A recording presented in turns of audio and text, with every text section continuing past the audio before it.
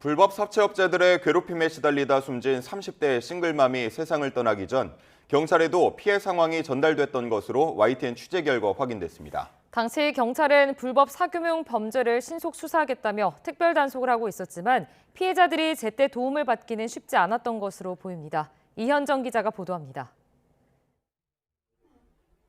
지난 9월 22일 불법 추심에 시달리던 30대 싱글맘 A씨는 전북 완주에서 숨진 채 발견됐습니다.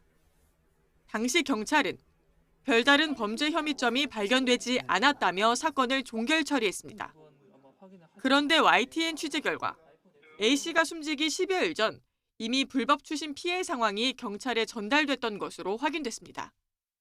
사채업자로부터 A씨에 대한 비방 등이 적힌 협박 문자 메시지를 받은 A씨 지인은 경찰 정보관에게 이 같은 사실을 알렸습니다.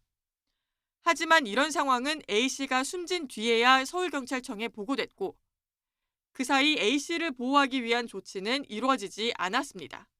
당사자를 만나서 얘기를 해보고 조금 해봤으면 아마 그 죽음까지 가지는 않지 않았을까.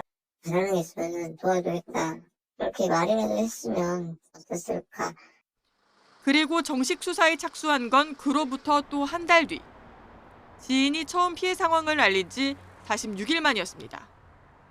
경찰은 정식 신고가 없는 상태에서 원활한 수사 진행을 위해서는 피해 내용에 대한 구체적인 정보가 더 필요했고 처음 상황을 접한 뒤 A씨와 접촉하기 위해 노력했지만 연락이 되지 않았다는 입장입니다.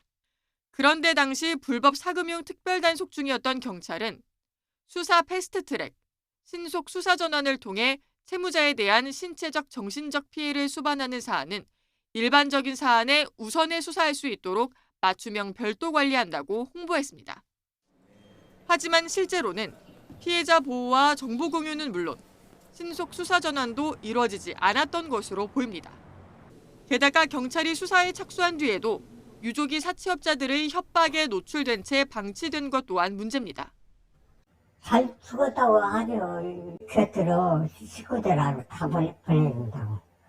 YTN이 접촉한 또 다른 불법 추심 피해자 역시 경찰 특별단속 기간 중 경찰서를 찾아갔다 황당한 말을 들었다고 주장합니다. 대포통장이라서 잡을 수가 없다고 그러시더라고요. 그냥 50 드리고 말하라고 막 이런 식으로 말을 막 하는 거예요.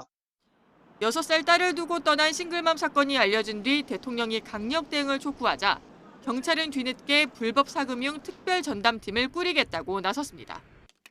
또 지난 2년 동안 꾸준히 검거 건수와 인원이 늘었다고 홍보하며 특별 단속을 1년 연장하기로 했습니다.